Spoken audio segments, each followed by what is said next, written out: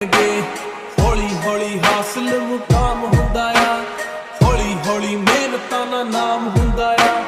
पहला पहला हर बंदा आम हुंदा आ, दुनियादारी चो जो तराश बनदे अपने ते रख विश्वास बनदे। होए आम जेहे मुंडे भी ने खास बनदे, आम जेहे मुंडे भी ने खास बनदे।